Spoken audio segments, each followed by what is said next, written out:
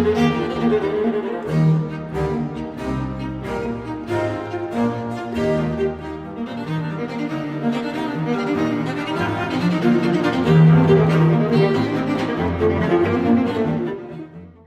am Brian Champion, the Political Science and World Politics Librarian and coordinator of library lectures.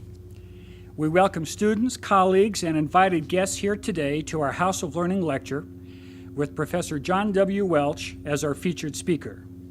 His address for us today is entitled, "The Stories Behind the Two Roman Bronze Plates."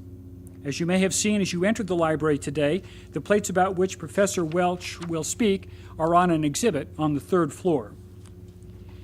The library sponsors two main lectures and lecture series, the House of Learning Lecture Series and the Alice Louise Reynolds Women in Scholarship Lecture.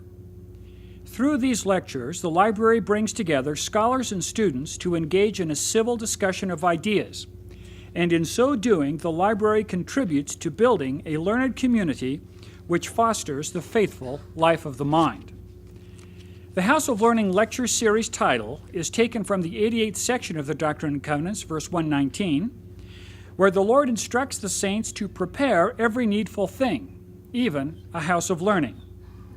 Because the library is the campus repository for the literature of all academic disciplines and scholarship, the library is well positioned to be considered BYU's House of Learning. The Harold B. Lee Library takes seriously its campus role as the intellectual heart of inquiry and knowledge and is honored to provide this House of Learning lecture today. To introduce Professor Welch, please welcome Randy J. Olson, the University Librarian and Director of the Harold B. Lee Library.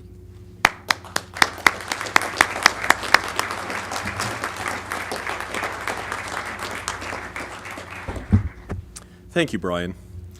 It's my great pleasure today to welcome a friend of the library and a friend of Brigham Young University, Dr. John W. Welch, to deliver our lecture and to really introduce the exhibit which we'll see following this lecture. Dr. Welch received a BA in History and simultaneously completed an MA in Latin and Greek in 1970, all here at Brigham Young University. He then spent 2 years studying Greek philosophy at Oxford University at St. Edmund Hall before entering Duke Law School, from which he received his Juris Doctorate in 1975.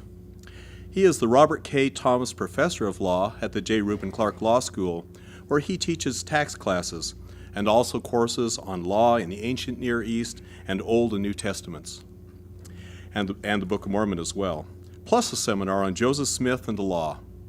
He is the author of many books and articles, and some of his many editing experiences include working on several volumes in the collected works of Hugh Nibley, as one of the editors of Macmillan's monumental Encyclopedia of Mormonism, and currently is the editor-in-chief of BYU Studies. In 1979, he was the founder of the Foundation for Ancient Research in Mormon Studies, and was the director of special projects in the BYU Religious Studies Center from 1986 to 1988. He has served twice as a bishop and also as a counselor in the BYU 14th Stake Presidency.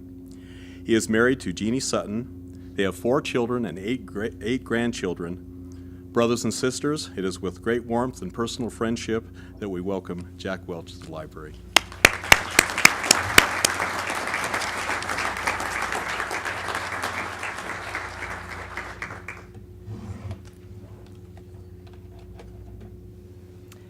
Thank you, Randy, and thank you all for being here today. This is certainly a grand and fortunate occasion for me and for all of us, a long-awaited celebration as we open this exhibit. It has been a real honor for me to work with Randy Olson and the Harold B. Lee Library. Making a contribution to this library means a great deal to my wife Jeannie and to me. Especially since it was 39 years ago this week that we met in the Harold B. Lee Library, which was then the J. Reuben Clark Library. Well, the rest of our story, as they say, is academic. In my presentation today, I would like to introduce this wonderful exhibit to you and explain somewhat why we have included what we have in the display to help you interpret and appreciate these two extraordinary ancient bronze Roman military tablets. They are the stars today. I want to begin my remarks by sincerely thanking many people who have made this experience possible. In a few minutes, we will go up to the brand new premier exhibit space for an official opening. The opening of this display of BYU's two recently acquired ancient Roman bronze plates has been made possible by the superb skills and dedication and academic efforts of many people. I thank them all, and hopefully not inadvertently overlooking any of them. Let me tell you a little bit about some of these people. They include Professor John F. Hall, Professor of Classical Languages and Ancient History at BYU, and my colleague as Special Roman Curator for this exhibit, whose first ever translation into English of the technical military Latin that appears on these plates you can read in the display, and you also have on the back page of the handout that you've received today. I have to say that John and I have done a lot of things together over the years. We were here at BYU as undergraduates. I began as a pre-law major and switched to classics. I talked John out of going into law and into classics. I'm now a law professor, and he's in the classics department. We still can't figure out who's doing what.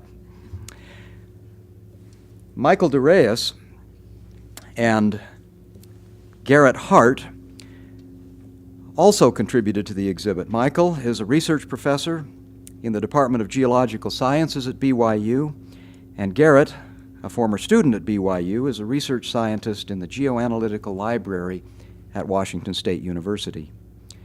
Their remarkable metallurgical analyses using a minute flake off of one of these plates locates the plates in their ancient mining and smelting contexts, and whose data is graphically displayed in the exhibit.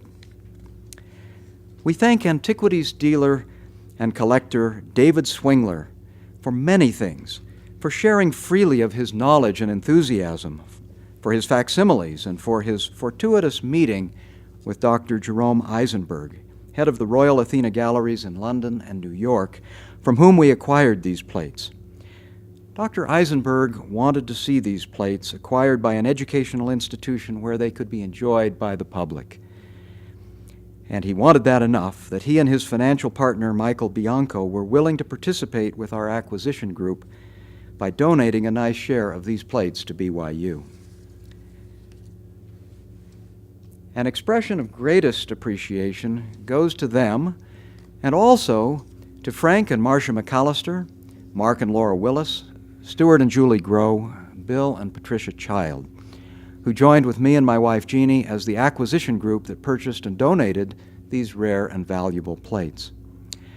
If any of the people that I've mentioned so far are here, I'd like to invite them to stand and have you acknowledge them with a round of applause. Would you please?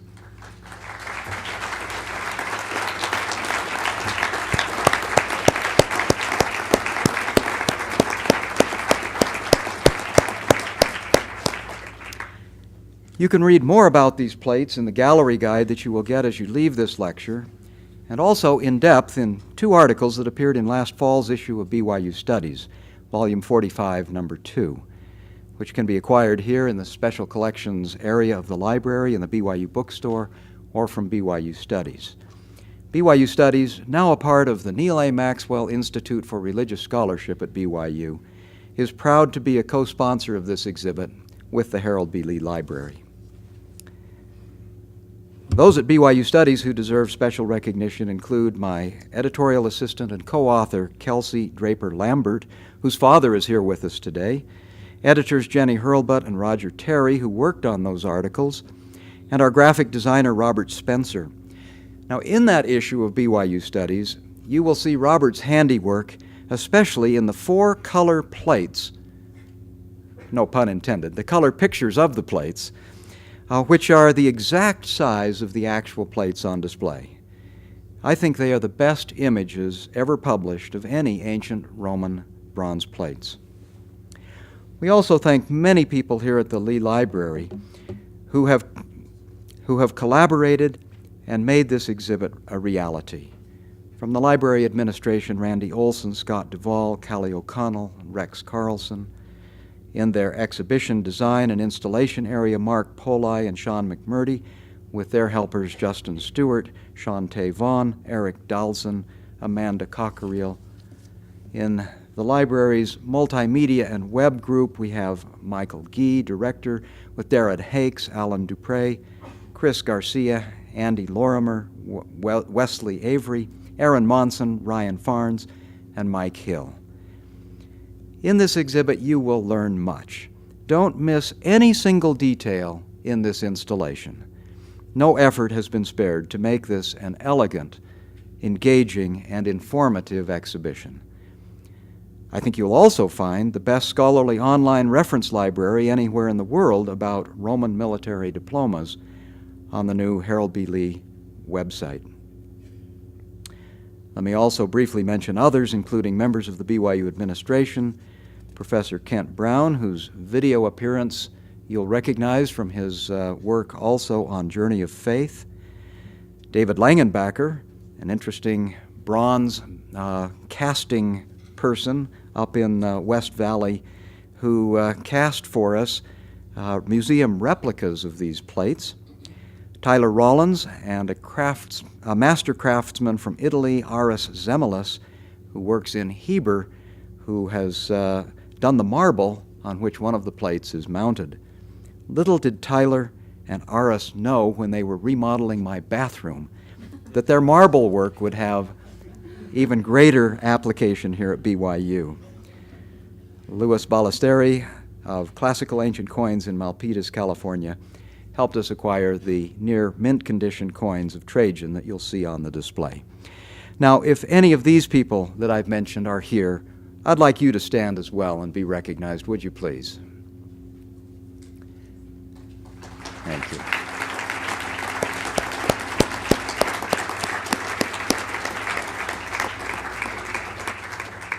We are grateful to each one of you. And last but not least, I want to thank the Federal Express delivery boy who delivered to me this wooden box sitting up on the table, which was shipped from David Swingler to me. It came to me, for reasons I won't explain now, uninsured, but with the value of the plates crossed off but still legible on the shipping documents. So, thanks to an honest Federal Express employee, here's the box and the plates. Now you can imagine Stuart Grove's reaction when I called him right after the box had been delivered and said, "Stuart, I've got some brass plates in a wooden box. Want to come and see them?" He came right over. When I told him that the date on the plates reads, "The day before the Ides of October," which is October 14th, which happened to be Stuart's birthday, it seemed like his contribution toward the acquisition of the plates was all meant to be. That evening, Jeannie and I just happened to be coming out of a Provo restaurant, and who should be there just coming back from his mission in Hawaii but Mark Willis, whom we hadn't seen for years. He asked the fateful question, "Do you have anything new these days?" I told him about the plates having just arrived. And again, it was more than coincidence that he just happened to be there at that moment and participated with us in making this acquisition possible. Well, to put all of this in context, let me help you understand what you will see in this beautiful display. Let's consider these plates historically, legally, functionally, typologically, and personally. But first, consider the plates themselves. As the map here in this exhibit shows, plates or fragments of the plates plates like these have been found in many locations. Our plates come from southeastern Europe in the old province of Dacia. As far as I know, this pair is the best preserved complete set of Roman plates in existence. On Wednesday night, I gave a classics professor from Texas a sneak preview of the exhibit. He was astounded. these plates are better than any he had ever seen. The metal in the plates is intrinsically valuable, and for that reason alone, few of these plates have survived from antiquity.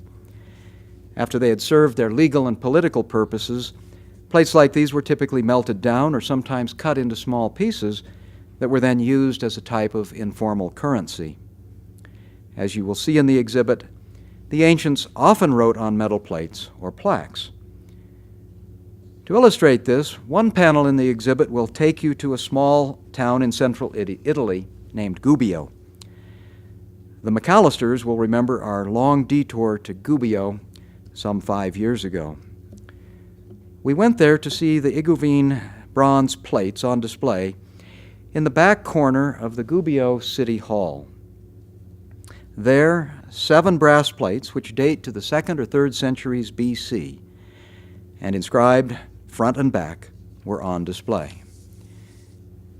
Interestingly, they were written in one language, Umbrian, but using the letters of another language, Etruscan, an odd practice that might remind Book of Mormon readers of writing on another set of plates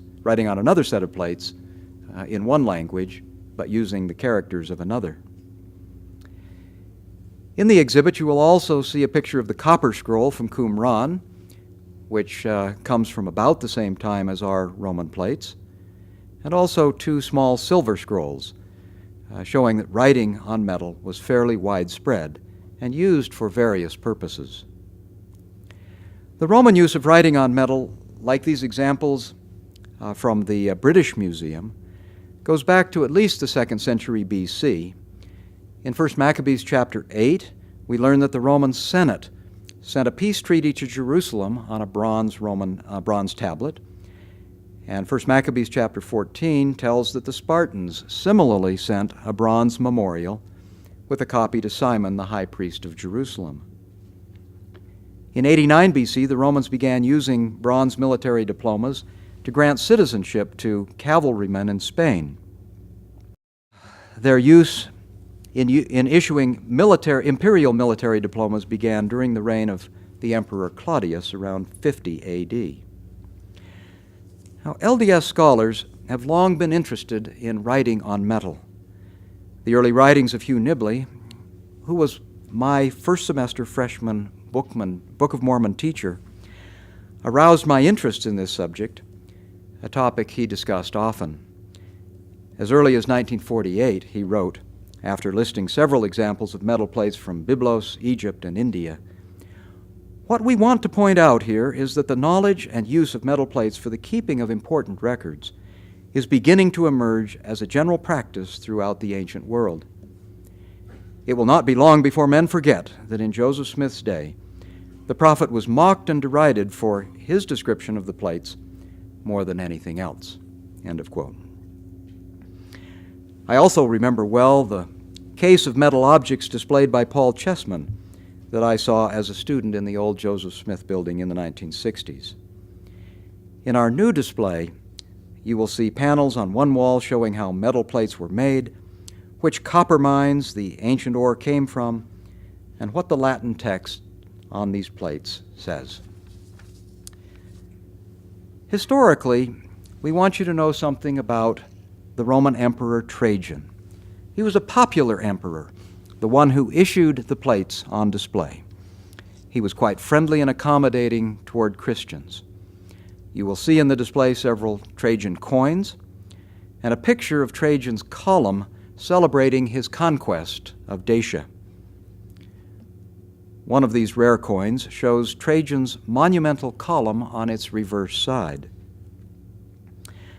You will also see in the display a first-ever computer-generated frieze from Trajan's column. It's around the top of the exhibit walls. Trajan and Dacia are important here because these plates were issued by Trajan granting citizenship and retirement benefits to a soldier, Marcus Herennius Polymita, who had fought in the Dacian campaign. Now let me turn your attention to what are, for me, the most important legal features of these plates and other doubled sealed witness documents. Just as we as modern people have come to back up our computers and records and to deposit copies of deeds in land record offices, ancient people also had to find ways to back up their important documents. Several millennia ago, the Mesopotamians backed up their clay records by writing on a tablet, drying it, then wrapping the tablet with an envelope of clay, and then writing the text a second time on that outer clay layer. If the outer text became damaged, the envelope could then be opened by a judge, and there inside would be a backup copy. It appears that the Israelites came up with the idea of doing the same sort of thing on parchment or papyrus scrolls. In your handout, you have a copy of the text of Jeremiah chapter 32. There we read about a real estate transaction in verses 8 to 14. Jeremiah had been prophesying that the Lord would indeed bring the Israelites, the Jews, back to Jerusalem after the destruction of Jerusalem. His nephew said, "If you really believe this, why don't you put your money where your mouth is and buy a piece of property that the family owns in the village of Anathoth, not far from Jerusalem?" Jeremiah wanted to be sure that people knew that he believed what he had prophesied. He called together a group of witnesses. He had them bring a document, the evidence of the purchase, weighed out the shekels in the scales. He then took the evidence of the purchase, and in verse 11 it says, "Both that which was sealed according to the law and custom, and that which was open," and he subscribed this evidence, had the witnesses subscribe to it, had it sealed, and then put into an earthen vessel, so that it might continue for many days. All of this was very puzzling to biblical scholars until about 80 years ago, when archaeologists began to find examples of just such documents in the Elephantine Island, on the island of Elephantine in the Nile in Egypt. On page 2 of your handout, you will see the way in which these papyrus documents are put together. They would take a piece of papyrus, write the terms of the agreement or manumission or whatever it was on the top half of the sheet. Then they would cut a slit and put 3 holes and rewrite a second copy of the text below. They could then roll down the top, fold it over, and through the 3 holes draw strings, tie, and then place wax or clay seals, and the witnesses would then place their impression on the seals to seal the document. Well, the portion that was left open was called the open portion of the text, and that which was sealed was called the sealed portion of the text. The bottom remained open for use and inspection by the parties to the transaction or who needed to know what the terms of the agreement were. The seals were placed on the outer package to be sure that the document was not tampered with. Biblical law required that such things be established in the mouth of 2 or 3 witnesses. Rabbinic law insisted on 3, as you see here. Sometimes the open part would give a full text in duplicate. Sometimes it was an abridgment. Other times the sealed part would be a summary or an abridgment. But in any case, if the open part became damaged by water or tearing or tampering, a judge would be able to break the seals, open the sealed portion, and there would be an official, accurate copy of the document to resolve the legal dispute. Also on your handout, you see a picture on page 3 of a parchment document. This happens to be a bill of divorcement that was found in Dura Europos in modern-day Syria. Notice there the slit across the document, in this case 2 holes for the sealing. You begin to get the idea how that top part was folded over. You can still see the crease in the middle, rolled down, and then sealed. In this particular document, the open part at the bottom is considerably longer than the sealed part. So the sealed part is a shorter, abridged version. They did this also on wood tablets, particularly for less permanent transactions or records. Just in 2004, Elizabeth Meyer has published through Cambridge University Press a very good book called Legitimacy and Law in the Roman World. It discusses in great detail how these doubled, witnessed, sealed tabulae gave credibility, legality, and enforcement to documents throughout the Roman Empire. Much more work remains to be done to identify exactly when and why such documents were or were not used, but typically they seem to be used for important, long-lasting purposes, such as granting citizenship, freedom, or divorce, property transactions, other things that have long-term legal significance. I wondered, as I taught my law students about Jeremiah 32 in our biblical law class, if they could do the same kind of thing on metal plates. To find an answer for this, I decided to make a stop in England on my way to a conference about ancient law that was being held at the Papyrological Institute in Leiden in the Netherlands. I had been teaching biblical law and took with me Kaufman's book on Jeremiah 32. I wanted to actually find some of these papyrus documents and see what they looked like. I stopped at the Bodleian Library at Oxford and then at the British Museum in London, hoping to find examples of what Kaufman called Doppelurkunden, but I had absolutely no luck. I found that people knew nothing about these documents, and I decided to set my research aside. I went on to Leiden. At Leiden, the conference happened to meet in the Papyrological Institute's library. We sat in the library with a square table configuration so that we were all sitting around the room next to the book-lined walls. On the final day of the 3-day conference, and by that time being quite weary, my mind began to roam, and my eyes were inextricably drawn to the spines of the intriguing books on the shelves right near me. Right above my left shoulder were a few rare archaeological reports and books about the very subject I was looking for.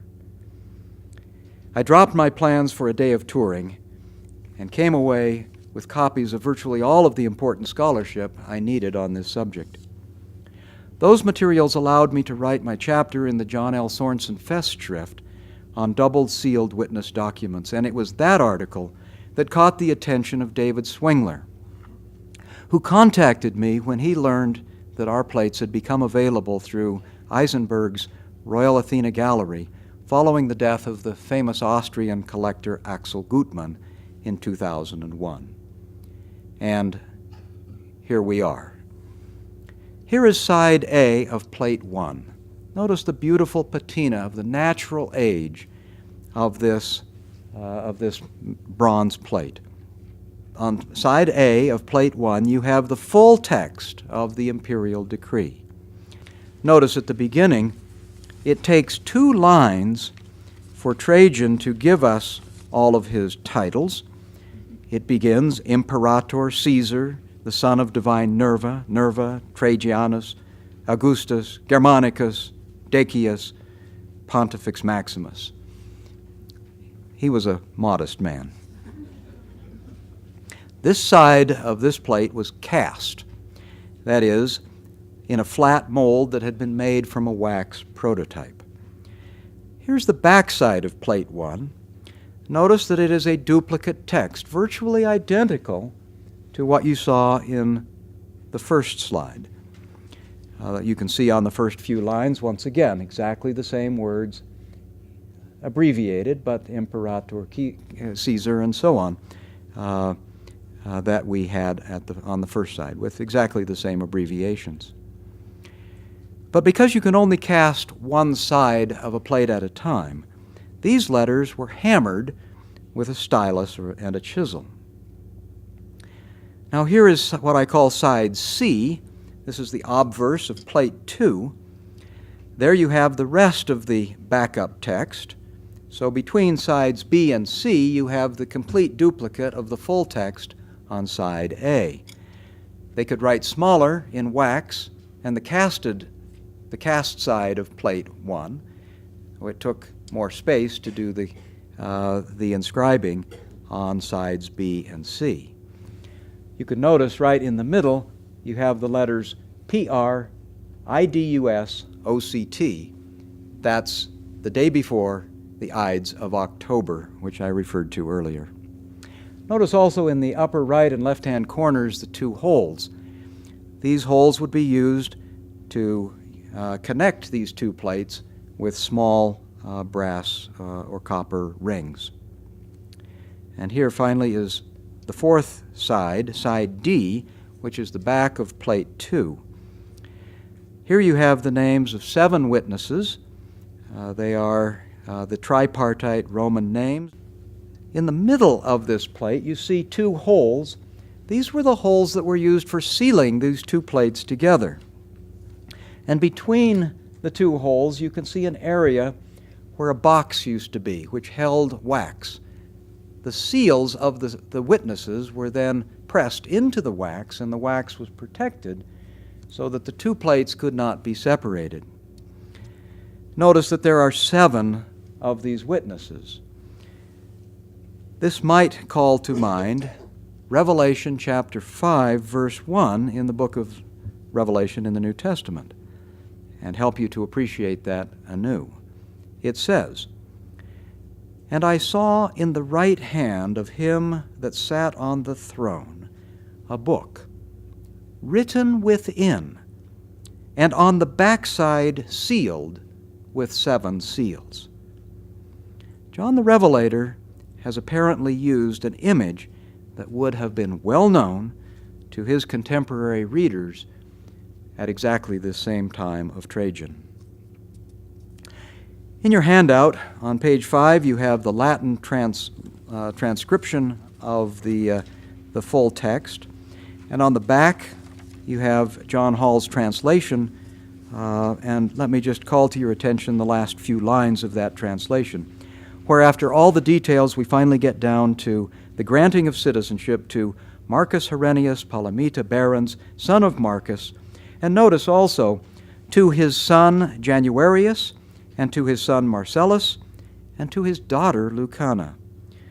Notice also that this certifies that this was recorded and posted on a bronze tablet which is affixed in Rome to a wall on the back of the Temple of Minerva, built by Augustus Caesar. In the display you will see a replica plate actually posted on a marble slab, just as our plate says that a copy of this decree was posted in Rome.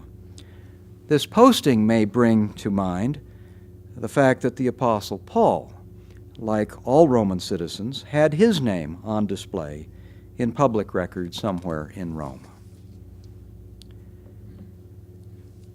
Functionally, let me show you how these plates would work. I think you have a pretty good idea of it so far. We have 2 replicas of these plates on display, so you can pick them up and handle them and see how they work. Like 2 pieces of bread and a sandwich, you have the rings connecting them together. The outside is where you have the cast outer text. They open up after the seals are broken, and there you have the inner text on the inside. So these would have been sealed with wire and are very convenient and kind of fun to handle. Well, these plates have been very interesting to all people, but it has been especially exciting for me to show them to Latter-day Saints. I've shown these plates to many people in the past year, always with galvanizing results. To donors and scholars who found the plates instantly amazing as ideal specimens, to that preeminent classics scholar from the University of Texas who got a sneak preview on Wednesday. It really quite amazed him. He said as he walked out, "I'm blown away." And by seeing and handling these things, he understood things that he hadn't understood before. I've shown these plates to firesides and study groups. They have all found the plates inspirational, bringing each observer one step closer to imagining what other ancient plates were like. I allowed members of the church's Natural Resources Council, many involved with minerals and precious metals, to handle the plates. They were reduced to awe. One of them said to me, "I can't believe I'm actually holding and reading something this old." Teenagers at a stake youth conference, and you know you've got something when teenagers will pay attention, listened with rapt attention, and law students do what they always do, immediately began asking a lot of questions. Well, after a lecture about the plates to the incoming BYU Honors freshmen last August, I was mobbed, and most of the students even forgot about the refreshments. So it is tempting to ask, why have these plates proved so interesting to me and to these people? Obviously, it has to do with the Book of Mormon. Latter-day Saints are instinctively interested in ancient records, especially those written on metal plates. While we must be cautious in connecting these Roman plates and the plates of Mormon, and while it is fair to wonder, how does one connect the dots between 109 AD in Rome and 385 AD in the Americas, I wish to argue that these dots can be logically, responsibly, and persuasively connected because of the typological combination of at least a dozen interlacing factors. I don't want to overstate this comparison, but then again, I don't want to understate it either. I hope to apply the Goldilocks principle here, neither too hot nor too cold. Consider these points. 1. The dots between the Book of Mormon and these Roman plates happen to converge on a point in time back at around 600 BC in Jeremiah 32, in the life of Jeremiah. This was exactly the time of Nephi. From there, one line runs down from Nephi to Mormon. Another line runs from Jerusalem out to the Jewish settlement at Elephantine, later to Greek papyri in that region, and then to Rome's conquest of Egypt about 125 years before Trajan. So it's a trail that one can well imagine. Second, we can show that the use of doubled sealed witness documents was widespread for many hundreds of years. So it is a pattern of legal formality that endured over the ages. Third, we can find these texts in lots of cultures and languages. Double documents pop up in Akkadian, Hebrew, Greek, Latin. It was a standard formality for important texts that cut across cultural and language barriers. Fourth, ancient people knew how to make double-sealed documents on different media: clay, parchment, papyrus, wood, wax, and metals. Whatever they had to write on, people found a way to back up their records, and there is no reason to believe that the Book of Mormon peoples would not have done this as well. Fifth, ancient people expected important long-term matters to be written on durable substances. This enhanced their importance and legitimacy. In our case, imperial decrees were issued on doubled plates by the Roman emperor. In Nephi's case, he wanted his records of most eternal value regarding our eternal status and everlasting covenants to be preserved as well as possible on the most durable and valuable metal available.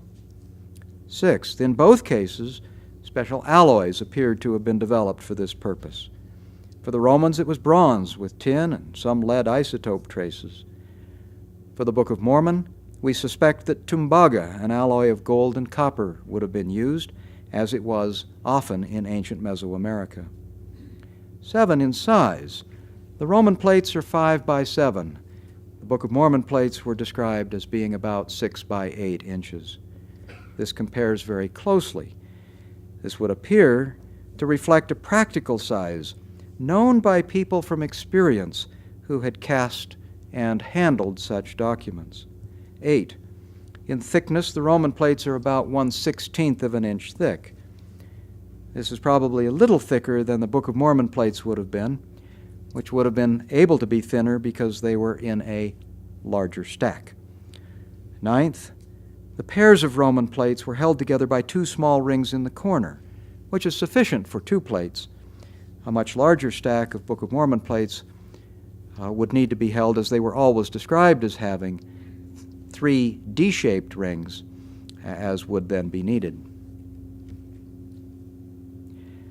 Number 10, and perhaps most of all, we have here an interior text to preserve important documents and an open text for use. In 2 Nephi 27, Nephi actually laid down the blueprint for how he wanted the plates of Mormon eventually to be constructed. He speaks in verse 11 of a sealed part, and in verse 15 of an open part, a part that would not be sealed. 11th, Nephi's statement implies some kind of sealing device. In his day, it would have been common to use cylinder or signet ring seals impressed on clay or wax. With the Roman plates, a twisted wire through those two holes was used. That works for a pair of plates, but not for a stack of plates, which Moroni presumably sealed with some kind of an outer band and perhaps with some kind of official imprint. Nephi's words drew on Isaiah 29 and spoke of the man who says, "I cannot read a sealed book," indicating probably that he lacked the authority to break the seals and open that sealed bundle, as you can now visualize. By the way, another passage that we can now think of as a doubled sealed document is in Ezekiel chapter 2, verse 10. It has never before been identified as a double document as far as I know of. It reads, quote, "And when I looked, behold, a hand was sent to me, and lo, a roll of a book was in the hand. And he spread it before me, and it was written within and without, filled with lamentations, mourning, and woe." Since a double document would have been especially appropriate for an official decree from the assembly in heaven, doesn't that understanding make the best sense of the otherwise puzzling description of what Ezekiel saw, a text that was written within and without? And finally, number 12, we have a sealed portion that was to be used in judgment to verify something. We don't know what the relationship between the open or abridged portion of the Book of Mormon is and the sealed portion that we don't yet have. But it seems clear that the sealed portion is intended to serve some kind of verification function. In Moroni 10, we have Moroni's testimony. He testifies that what he has written is true. He tells us that his record will be used in court in the final judgment, when we will see him at the judgment bar of God. There we know that books will be opened, and there will be something about that that will confirm the testimony of Moroni, as he says, "And ye shall know that I lie not." Could it be that opening the seals will give us the backup copies that will verify that what we have in the Book of Mormon is true and accurate, indeed the most correct book on earth? And thus, for good measure, let me point out one bonus detail. Witnesses at the end always appeared at the end of these documents. Here you see the front side of the last page of the first edition of the Book of Mormon. It was there at the end of the book that the 3 and the 8 witnesses left their testimony of the truthfulness of this book. Well, last of all, let me approach these plates by suggesting just a few ways in which we might learn other things from these plates, not only as Roman historians, lawyers, or librarians, but in our personal lives as well. First, say all important things twice. Twice said magnifies impact.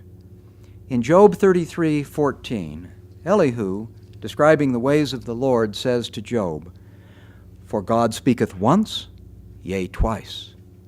Even God repeats himself, and yet man still does not understand.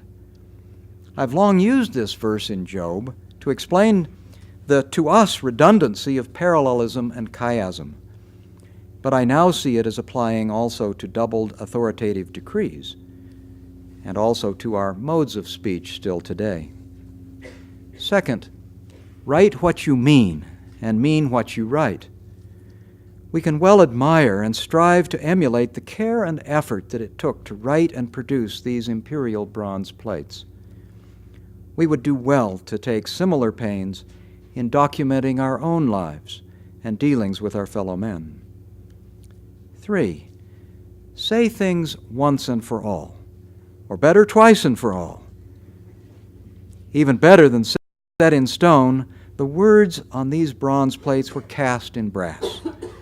In a modern world where we readily rescind legislation, easily overturn judicial precedents, opportunistically amend corporate charters or personal agreements, we could learn something about the benefits of sticking by our word and diligently keeping our covenants. Fourth, use witnesses more often. Modern business practices use witnesses too rarely. Think of the number of arguments, disputes, and lawsuits that could be avoided if more care was taken to adopt those agreements over the signatures of 3 or 7 witnesses. There are reasons for the ancient law of witnesses. Fifth, write on valuable and durable pages. Don't forget that the medium is much of the message. People value legal documents partly because they've paid a lot for them. Our precious words of love and learning deserve to be enshrined in beautiful renditions that will endure to the end. Sixth, appreciate the skill and hard work and sacrifices that have gone into making the world beautiful and stable around you. Plates like these don't just happen by chance. Neither do other things that we almost every day take for granted, like our citizenship, our heritage, and our scriptures. And finally, 7, keep your eyes open and treasure the not-so-coincidental information or encounters that God brings into your life. After all we can do, plates like these don't come to Provo, Utah by chance, and neither have you. I admire the ancients. I have enjoyed living closely with these plates for the last year and a half. I am grateful to the Lord that we have them. I know that the Book of Mormon is true. These plates have made that truthfulness even more palpable than ever for me. I hope you will enjoy making them and all that they symbolize and teach us, an unforgettable part of your life in the house of learning and the household of faith. In the name of Jesus Christ, amen.